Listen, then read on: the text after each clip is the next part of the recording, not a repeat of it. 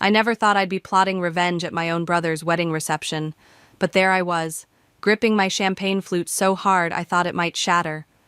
The way Eric looked at Natalia wasn't love, it was triumph. I'd seen that same expression when he'd close big deals at the office, and it made my stomach turn. My name is Mackenzie, and until 6 months ago, I thought I knew everything about my family's business and the people I loved most. Now, watching my brother spin my best friend around the dance floor in her white dress, I realized how wrong I'd been. "You're going to burn a hole through them with that stare," Miguel said, appearing beside me. Our family lawyer had been around since we were kids, and he could read me like a book. "Something's not right," I muttered, taking another sip. "The timing is too convenient." Miguel's expression darkened. "You need to hear something, not here." He gestured toward the garden terrace. Outside, the summer air was thick with jasmine. Miguel pulled out his phone and played a recording. Eric's voice filled the space between us. "Once I'm married to Natalia, the board won't have a choice. They'll have to see me as the natural successor. Mackenzie won't know what hit her." My hand trembled. "When was this?" 3 weeks before the engagement. There's more." Miguel swiped through some documents on his phone. "He's been making moves behind the scenes, leveraging his position to set up a power play." "Does Natalia know?" "I don't think so. From what I can tell, she genuinely loves him." The music from inside swelled, and I caught glimpses of the reception through the windows. Autumn, our head of PR, was watching me with concern. She'd been trying to get my attention all evening. "Mackenzie!" Natalia's voice made me jump. She appeared in the doorway, radiant and smiling. "There you are. I've been looking everywhere for you." I forced a smile, hugging her tightly.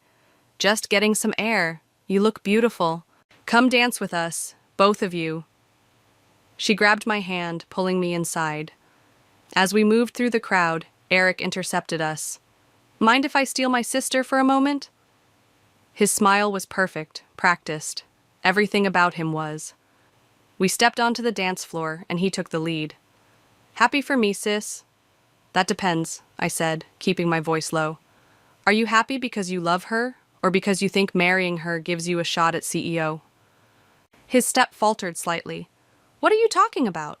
"Cut the act, Eric. I know about your little plan." He pulled me closer, his grip tightening. "You always were Dad's favorite, but things change. The board needs stability, tradition, a male heir." "It's 2023, not 1923, I hissed. "And you're making a massive mistake." "Am I?" His smile turned cold. "We'll see about that." The song ended and I broke away, my mind racing. Autumn appeared at my elbow with a fresh drink and a concerned look. "You okay, boss?" "No," I admitted, "but I will be." An idea was forming. Dangerous, maybe cruel, but necessary. "I need you to do something for me. Anything.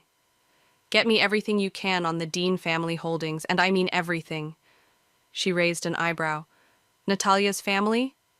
"Yes. I have a feeling there's a lot my dear brother doesn't know about his new bride." Across the room, Natalia was laughing at something Paris Henderson was saying. Paris, our biggest competitor, had been circling our company like a shark lately. The sight of them together made my blood run cold. Miguel appeared again, this time with a folder. "You might want to see this now." Inside were bank statements, transfer records, all with Eric's signature. My hands started shaking again, but this time with anger. "He's been moving money around," Miguel explained quietly. "Setting up shell companies, making risky investments. If these go south, the company could tank," I finished. "And he's doing this while trying to position himself as CEO?" "Exactly." I watched Eric rejoin Natalia, sliding his arm around her waist possessively. My best friend, the woman who'd stood by me through everything. He thought he was using her to get to me, but he had no idea who he was really dealing with. "Miguel," I said, not taking my eyes off the happy couple, "I need you to draft some papers. Make it look like routine succession planning. What are you thinking?" A small, dangerous smile crossed my face. "I'm thinking it's time to show my brother exactly what happens when you underestimate the women in your life." The reception continued around us, a swirl of laughter and music and champagne toasts. But underneath it all, I could feel the wheels starting to turn. Eric wanted a war? Fine. But he was about to learn that some battles are lost before they even begin. I raised my glass in their direction, catching Natalia's eye. She beamed at me, and my heart ached. Soon enough, she'd know everything, and then we'd see who really deserved to lead this company into the future. 2 weeks after the wedding, I sat in my father's old office, my office now, staring at the stack of financial reports Miguel had compiled. Each page revealed another layer of Eric's schemes, and my blood pressure rose with every revelation. A knock at the door made me look up. Natalia stood there, looking polished in a charcoal suit. "Got a minute?" "For you?" "Always." I gestured to the chair across from me, quickly sliding the reports into a drawer. She sat down, fidgeting with her wedding ring. "Something's wrong with the Singapore merger numbers. I've been over them 3 times and they don't add up." My heart skipped. Those were Eric's pet projects. "Show me." She pulled out her tablet, sliding it across the desk. As I scrolled through her analysis, I couldn't help but smile. She'd caught discrepancies that even our auditors had missed. "This is brilliant work," I said. "Have you shown Eric?" A shadow crossed her face. He told me to stay out of it, said it wasn't my place to question his decisions." "Not your place?" I repeated, anger flaring. "You have an MBA from Harvard and ran your family's Asia operations for 5 years." "He doesn't know about that," she said quietly. I sat back, stunned. "What do you mean?" "When we met, I was just helping my father with some basic accounting. Eric assumed—" She shrugged. "I never corrected him." The pieces started falling into place. Why not? Because for once, someone wasn't intimidated by my background. He just saw me as... me. Her voice cracked slightly. "Stupid, right?" Before I could respond, Autumn burst into the office. "Sorry to interrupt, but we have a situation. Paris Henderson is downstairs with 2 board members. They're demanding an emergency meeting." "What? Why?" "Rumors about financial irregularities. Someone leaked information about the Singapore projects." Natalia's face went pale. I stood up, straightening my jacket. "Get Miguel up here now, and find Eric." "He's not in the building," Autumn said. "His assistant said he's at a golf course with investors." "Of course he is," I muttered. "Natalia, I need your help. Those numbers you found, can you put together a presentation in the next hour?" She hesitated. "Eric wouldn't like that." "Eric isn't here. And right now, we need someone who actually understands international finance, please." Our eyes met, and I saw something shift in her expression. She nodded, pulling out her laptop. The next hour was a blur of preparation. Miguel arrived with legal documents, Autumn coordinated with PR, and Natalia worked miracles with spreadsheets. When we walked into the boardroom, Paris's smug smile faltered slightly. "Ladies, gentlemen," I said, taking my place at the head of the table. "I understand you have concerns. Let me address them." What followed was a masterclass in financial analysis led by Natalia. She broke down every transaction, explained every discrepancy, and presented a clear path forward. The board members were captivated. Paris looked like she'd swallowed a lemon. "So you see," Natalia concluded, "while there were some unconventional decisions made, we've identified the issues and have a solid strategy to correct course." "Impressive," one of the board members said. "Very impressive indeed. Ms. Henderson, I believe your concerns have been thoroughly addressed." Paris stood up, gathering her things. "For now, but the shareholders will have questions about leadership stability." "They certainly will," I agreed, "which is why I'm announcing some changes to our succession plan." "Miguel," he distributed folders to everyone present. "These documents outline our new leadership structure, including the creation of a chief strategy officer position." "And who will fill this role?" Paris demanded. I smiled. "Natalia Montgomery will be assuming the position effective immediately." The room erupted in murmurs. Natalia stared at me, shock written across her face. Before anyone could object, Eric burst through the door, still in his golf clothes. "What the hell is going on here?" he demanded. "Damage control," I said calmly. "Your wife just saved us from a potential crisis. You should be proud." He looked from me to Natalia, his face reddening. "We'll discuss this at home." "No," Natalia said, standing up. "We'll discuss it here, now. I've spent too long hiding what I'm capable of, and I'm done." The board members exchanged impressed looks. Paris slipped out, clearly realizing her plan had backfired. Eric stood frozen, finally seeing his wife, really seeing her, for the first time. After the meeting, Natalia caught up with me in the hallway. "Did you know about my background?" "I did my research after the wedding. The question is, why didn't you tell me sooner?" She looked away. "I thought I could handle things on my own. I didn't want to come between you and Eric." I took her hand. "You're not just my sister-in-law, you're my best friend. And now you're also our CSO. No more hiding who you are." She squeezed my hand, tears in her eyes. "Thank you." As we walked back to my office, I couldn't help but smile. Phase 1 of my plan was complete, and Eric had no idea what was coming next. The next month flew by in a whirlwind of meetings and strategic planning sessions. Natalia and I worked late most nights, rebuilding what Eric had nearly destroyed. Tonight, we were holed up in my office, takeout containers littering the desk between us. "Look at this," Natalia said, turning her laptop toward me. "There's a small tech firm in Seattle that's been flying under the radar. Their AI integration software could revolutionize our manufacturing process." I leaned forward, scanning the numbers. "How did you find this?" "I've been tracking them for months. They're looking for investors, but—" She hesitated, biting her lip. "But what?" "Paris Henderson has a meeting with them next week." I sat back, running my hands through my hair. "Of course she does. That woman's like a shadow lately." "There's something else." Natalia lowered her voice. "The firm's CEO used to work with my father. I could reach out personally, off the record." A knock interrupted us. Miguel entered, looking grim. "We have a problem. Eric's been meeting with board members privately. He's pushing for a vote of no confidence." My stomach dropped. "Against me?" "Both of you. He's claiming nepotism in Natalia's appointment and questioning your judgment." Natalia's face hardened. "He's still trying to control me, even at work.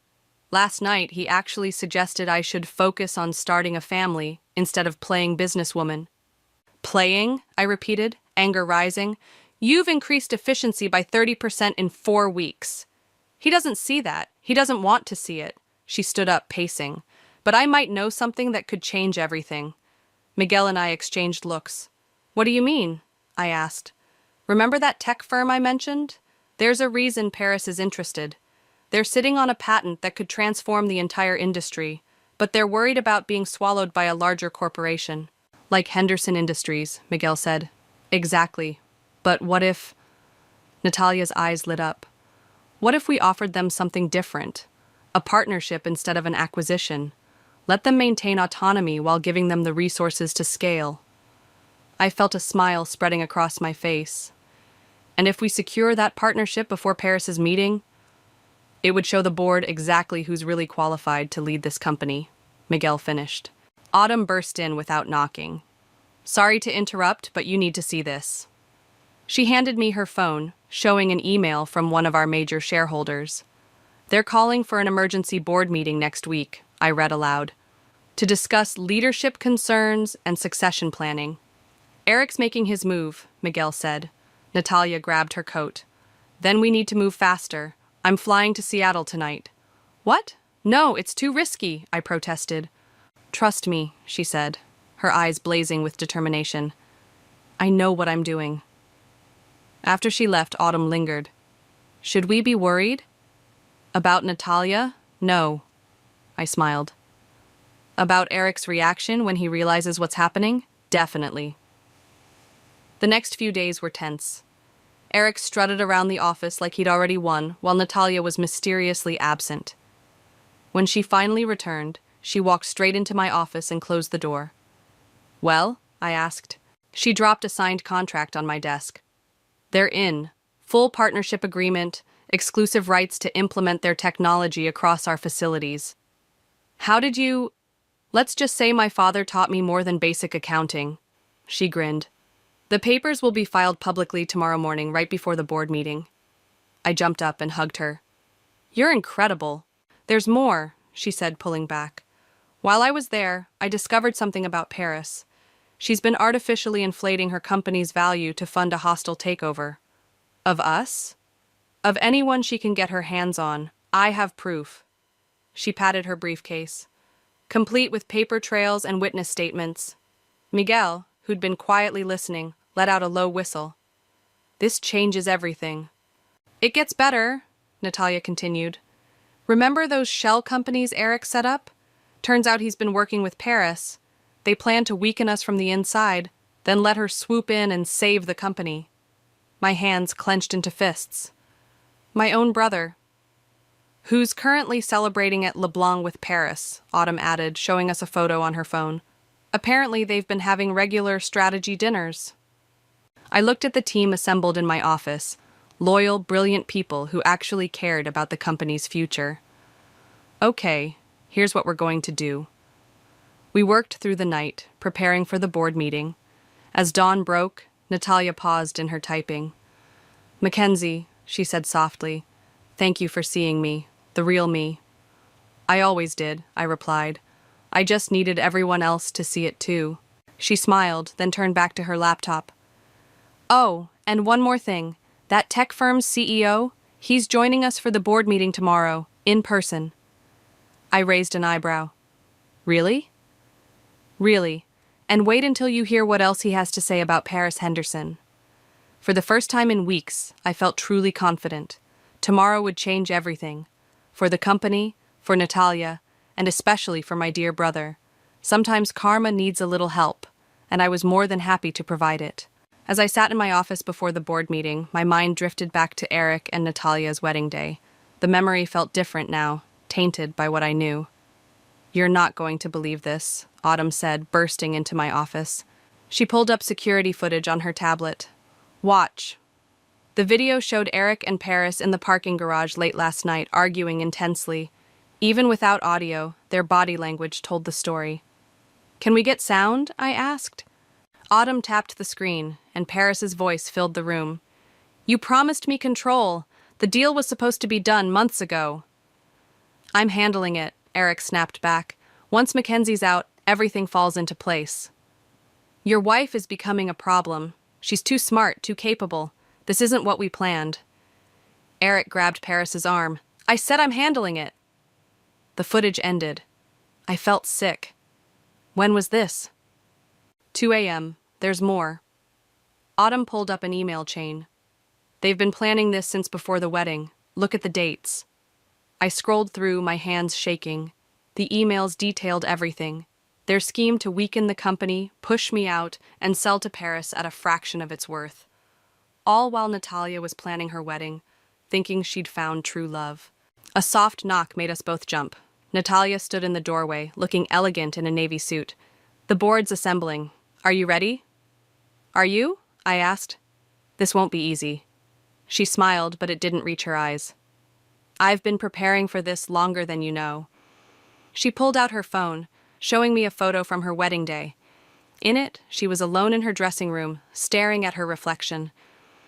Autumn took this. Remember? Autumn nodded. You asked me to check on her before the ceremony. I knew something was wrong even then, Natalia said quietly. I just didn't want to admit it. The way Eric changed after the engagement, the secret meetings, the way he'd dismiss my suggestions about the business. Why did you go through with it? I asked. Because I thought I could change him, show him I was more than just a trophy wife. She laughed bitterly. Stupid, right? Not stupid, I said, standing up. Human. Miguel appeared in the doorway. They're ready for us, and our guest from Seattle just arrived. We walked to the boardroom together, a united front. Inside, Eric sat next to Paris, both looking smugly confident. The board members filled the remaining seats, with one conspicuously empty chair at the end. Before we begin, I said, taking my place at the head of the table, I'd like to introduce a special guest. On cue, James Walker, CEO of the Seattle tech firm, walked in. The color drained from Paris's face. James, she stammered. What are you doing here? Supporting my new partners, he replied coolly, taking the empty seat and setting the record straight. Eric's confident smile faltered.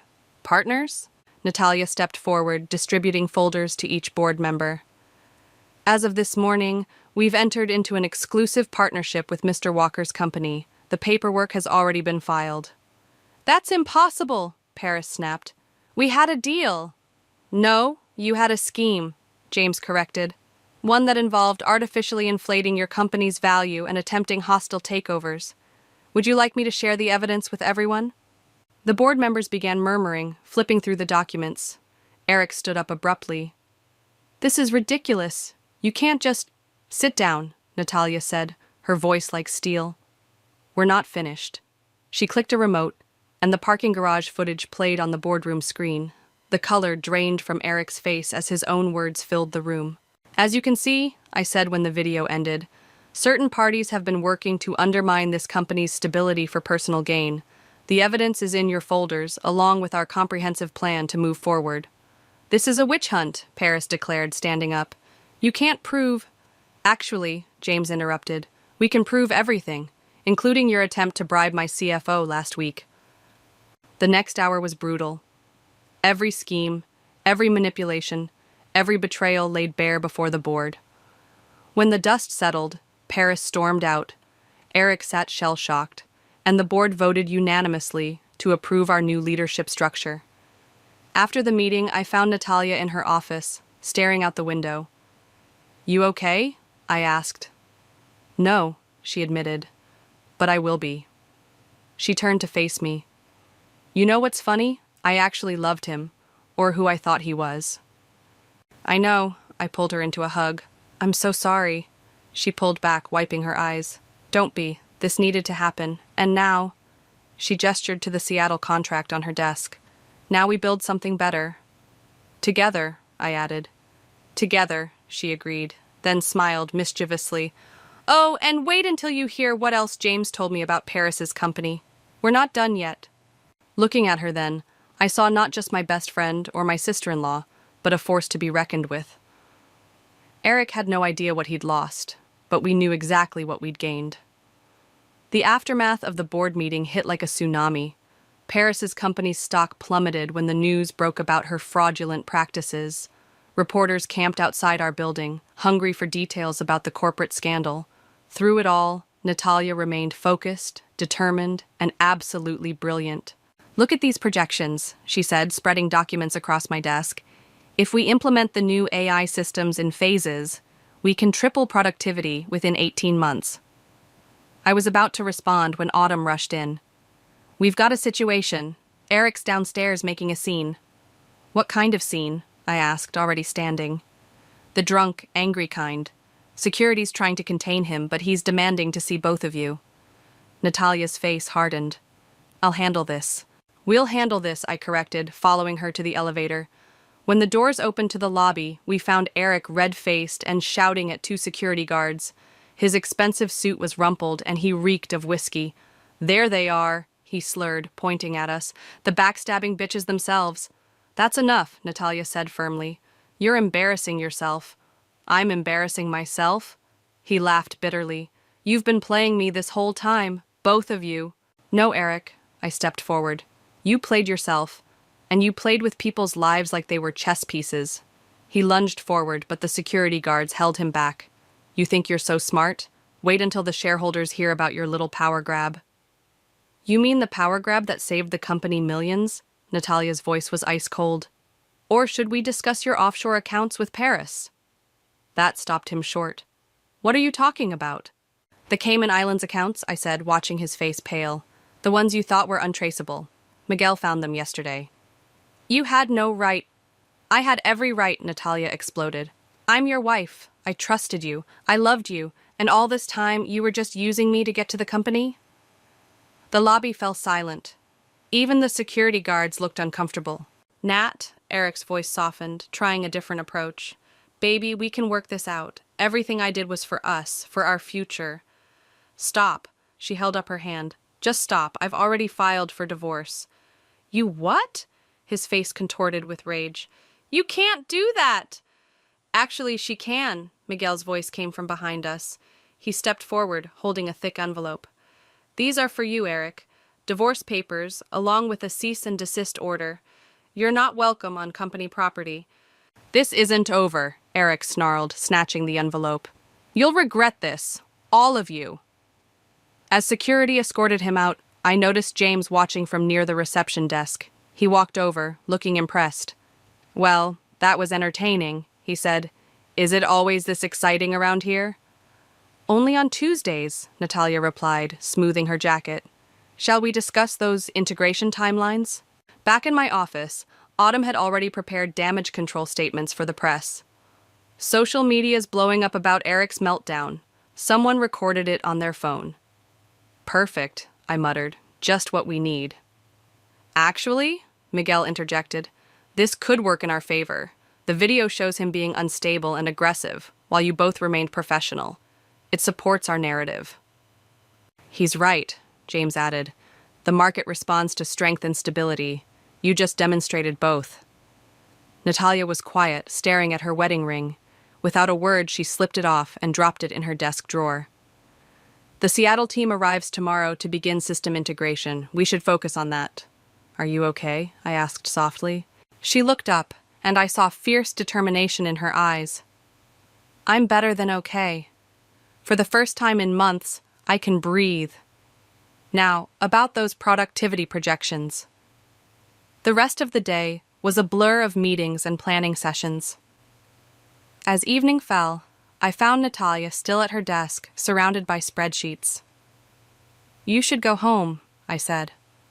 Home to what? She sighed. An empty house full of wedding photos and lies? Stay with me, I offered. My guest room's always ready for you. She smiled gratefully. Thanks, but I already booked a hotel. I need space, time to think. About what comes next. About everything. She stood up, gathering her things. You know what's ironic? Eric thought he was using me to get control of the company, but he accidentally put me exactly where I needed to be to save it. Karma's funny that way. It is. She paused at the door. Paris called earlier. Wanted to make a deal. My heart stopped. And? A slow, dangerous smile spread across Natalia's face. Let's just say she's going to regret underestimating us even more than Eric does. Watching her leave, I couldn't help but feel proud. My brother had tried to break her, but instead, he'd helped forge her into something stronger. Sometimes the best revenge isn't about destroying someone. It's about becoming exactly who you were meant to be. The integration of James's AI technology was going smoothly when Paris made her next move. I was in a meeting with the Seattle team when Autumn burst in, tablet in hand. You need to see this, she said, pulling up a financial news site. The headline made my blood run cold. Henderson Industries announces merger with Asian tech giant. Montgomery acquisition next. She's bluffing, I said, but my voice wavered. No, she's not. Natalia appeared in the doorway, looking grim. The merger's real. They signed this morning. James stood up from the conference table. That's impossible. Their financials couldn't support a deal that size. Unless, Natalia's eyes narrowed, they had help. Autumn, pull up Eric's personal bank records from last month. The room fell silent as we studied the transactions. There it was, a massive transfer to an overseas account, followed by a series of smaller deposits into Paris's corporate holdings. He liquidated his trust fund, I whispered. All of it. To help finance Paris's merger, Natalia confirmed, and now they have enough capital to attempt a hostile takeover. My phone buzzed, a text from Miguel. Emergency board meeting called. 1 hour, Paris and Eric will be there. Perfect, Natalia said, reading over my shoulder. That's exactly what we need. What do you mean? She grabbed her laptop. Remember when I said Paris called to make a deal? I recorded everything, including her admission about the fraudulent valuations. Is that legal? James asked. In this state? Absolutely. Especially when discussing criminal activity. She smiled grimly. But that's not even the best part. For the next 45 minutes we prepared. When we walked into the boardroom, Paris and Eric were already there, looking smug. Several board members appeared nervous. "Before we begin," Paris announced, standing, "I'd like to present an offer for acquisition. With our new merger—" "Actually," I interrupted, "we have something to present first." I nodded to Natalia, who connected her laptop to the room's audio system. Paris's voice filled the room. "Of course the numbers are fake, you idiot. That's how these deals work. We inflate the value, secure the merger, then use the combined assets to force Montgomery's hand." Eric's voice followed. "But what about the regulatory oversight?" "Please," Paris scoffed. "By the time they catch on, it'll be too late. Your sister and that bitch you married won't know what hit them." The color drained from Paris's face. Eric jumped up. "You recorded our private conversations? That's illegal." "Wrong again," Miguel said, entering with a stack of documents. "These conversations took place in Ms. Montgomery's office, which has clear signage about audio monitoring, standard security protocol." "You set me up," Paris hissed at Natalia. "No, you set yourself up. I just let you talk." Natalia turned to the board. "The merger announcement this morning was based on fraudulent valuations. The SEC has already been notified." "You're lying!" Paris grabbed her phone, frantically checking something. Her face went ashen. No. "Your company's stock is in freefall," I explained. "And those overseas accounts Eric used to help finance the deal? Frozen." Eric lunged across the table at Natalia. "You vindictive—" James and 2 board members grabbed him before he could reach her. Security rushed in. "Get them out of here," I ordered, "and make sure they don't leave the building. The FBI wants to ask them some questions." As they were led away, Paris struggling and Eric shouting threats, one of the board members turned to Natalia. "How long have you known about this?" "Since the wedding," she replied calmly. "I suspected something was wrong when Eric suddenly became interested in my father's Asian business connections, so I started digging." "And you didn't say anything?" "I said everything," she smiled. "Just not to them." After the board meeting concluded, with a unanimous vote to pursue legal action against Paris and Eric, I found Natalia in her office, staring at a photo from her wedding day. "Having regrets?" I asked. "No." She dropped the photo in the trash. "Having revelations.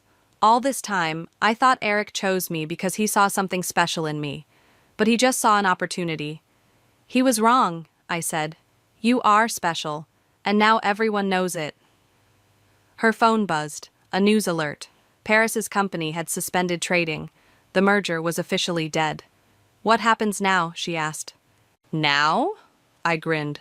"Now we build something amazing. James's team is ready to begin the full AI implementation. Our stock is soaring, and we have a chance to reshape the entire industry, without Paris or Eric to interfere." "Exactly," I paused. "Though I have to ask, how did you know Paris would take the bait? What if she hadn't called you?" Natalia laughed. "Because I know people like her. Show them a weakness, real or imagined, and they can't resist going for the kill. She thought I was a heartbroken wife willing to betray you for revenge. Instead, she walked right into our trap." "Karma's funny that way," she said, echoing our earlier conversation. "Now, should we discuss the real merger I've been working on? The one that's actually going to change everything?" I raised an eyebrow. "There's more?" Her smile was brilliant. "There's always more. And this time, we're playing to win." 3 months after Paris and Eric's arrest, we gathered in the main conference room for what would be the most important presentation of our lives. The room was packed with shareholders, board members, and international press. "Ready?" I asked Natalia, who was reviewing her notes one last time. "Born ready," she replied, but I caught her hands trembling slightly. James appeared beside us. "The European team is connected via video conference. Everything's set." I took my place at the podium, facing the expectant crowd. "Good morning. 6 months ago, this company faced its darkest hour. Today, we're about to show you its brightest future." Natalia stepped forward, clicking through the first slides. "What you're about to see isn't just an innovation. It's a revolution in how we approach global manufacturing." The presentation unfolded like a perfectly choreographed dance. We showed them the results of our AI integration, productivity up 340%, costs down 60%. But that was just the warm-up. Now, Natalia said, her voice strong and clear, let me show you what's next. The screens lit up with a new logo, a merger of our company and 3 international tech firms, creating the world's first truly integrated smart manufacturing network. The room erupted in whispers. A prominent investor raised his hand. These firms were Paris Henderson's targets. Yes, Natalia smiled, but while she was trying to force hostile takeovers, we were building partnerships, real ones, based on mutual respect and shared vision. The combined value, James added, is projected to exceed $50 billion in the first year alone. More hands shot up, questions flying. Natalia handled them all with grace and precision, her knowledge of international markets shining through. I couldn't help but think about Eric, sitting in his jail cell, realizing what he'd thrown away. Suddenly, the door burst open. A woman in an expensive suit strode in, Paris's sister and new CEO of Henderson Industries. This is illegal, she announced. These firms were in negotiations with us. Actually, Miguel stood up from his seat. Those negotiations were based on fraudulent representations made by your sister. The SEC findings were quite clear on that point. Furthermore, Natalia added, pulling up a new slide, these partnerships were finalized last week. The paperwork has already been filed. The room buzzed with excitement. Reporters frantically typed on their phones. Henderson's face turned red. You'll regret this, she hissed, echoing her sister's words from months ago. No, I said firmly. We won't. Security, please show Ms. Henderson out. As she was escorted away, an elderly board member stood up. I've been with this company for 40 years, he said, his voice thick with emotion.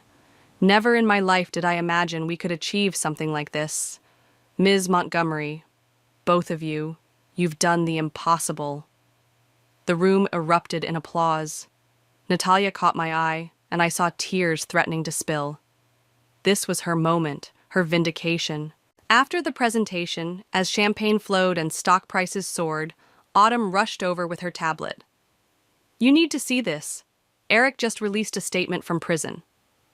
We huddled around the screen, reading, I apologize to my sister Mackenzie, and especially to my wife Natalia. My greed and arrogance blinded me to your true worth. I destroyed everything we could have built together. Too little, too late, Natalia said softly, twisting her now bare ring finger. James joined us, grinning. The European markets are going crazy. We're trending worldwide. Speaking of worldwide, Natalia turned to me. Should we tell them about Phase 2? I nodded and she pulled up another presentation on her tablet. My eyes widened as I read through it. This is incredible, I breathed. When did you develop this? Those late nights at the hotel weren't just about avoiding memories, she said. I had some time to think big, really big. The plan was audacious, a complete reimagining of how global manufacturing could work. It would change everything. The board will never go for it, James warned. It's too revolutionary. The board just watched us pull off the impossible, I reminded him. They'll go for it. Natalia's phone buzzed. Another news alert. Paris had pleaded guilty to all charges. The Henderson empire was crumbling. Karma really is something, Autumn mused. No, Natalia corrected. Hard work is something. Strategy is something. Karma just enjoys the show. As the celebration continued around us, I pulled Natalia aside. You know, when I first planned to get revenge on Eric, I never imagined it would lead to this. That's because you weren't really planning revenge, she said wisely. You were planning justice, and justice has a way of creating opportunities. Looking around the room, at our triumphant team, our excited shareholders, the future we were building, I realized she was right.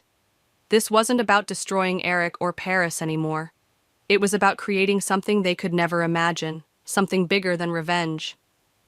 Ready to change the world? I asked. Natalia straightened her jacket, that familiar determined glint in her eye. Always. But first, let me show you what I have planned for Asia. The autumn breeze rustled through the courtyard as I watched Natalia step out of the courthouse. Her divorce was finally official, and with it, the last ties to our old life were severed. How do you feel? I asked as she approached. Lighter, she said, smiling. Free. She checked her watch. We should hurry. The ceremony starts in an hour. The drive to our headquarters felt surreal. Today wasn't just about ending something old. It was about beginning something extraordinary. The lobby was packed with employees, all gathered for the announcement. As we made our way to the elevator, I spotted a familiar face trying to blend into the crowd. Eric? I called out.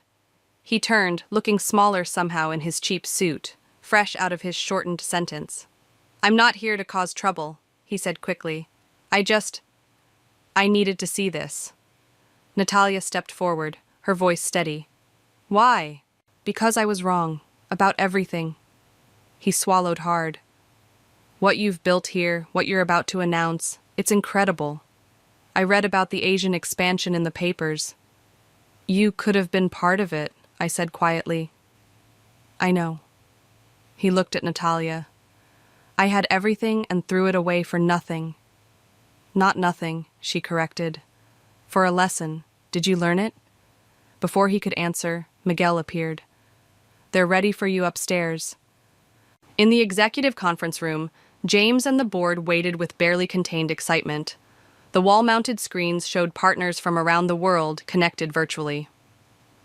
Before we begin, the board chairman announced, I want to acknowledge something remarkable. 1 year ago, this company faced potential destruction. Today, we're about to witness history. I took my place at the head of the table, Natalia beside me. What we're announcing today isn't just a change in leadership, it's a change in perspective. Natalia clicked through the presentation. Our global initiative has exceeded every projection. The AI integration has revolutionized manufacturing across 3 continents. But that was just the foundation. She outlined the next phase, a complete restructuring that would transform the company into a technological powerhouse. The numbers were staggering, the innovation unprecedented. Which brings us to the real announcement, I said, standing. After careful consideration, I've decided to step down as CEO. The room erupted in shocked murmurs. Through the glass walls, I could see Eric's face in the crowd outside, stunned. But, I continued smiling, I'm not going far. I'll be heading our new International Innovation Division, working directly with James and our partners worldwide. And taking my place, Natalia stepped forward, as Chief Executive Officer, is the person who saw possibilities where others saw obstacles, the woman who turned revenge into revolution. The board members stood, applauding. On the screens, our international partners beamed. Through the glass, employees cheered. I have one condition, Natalia said, her voice carrying over the noise. Mackenzie and I lead together, as equals, different titles, same mission. Approved, the chairman said immediately. Unanimously. After the ceremony, I found Eric waiting by my office.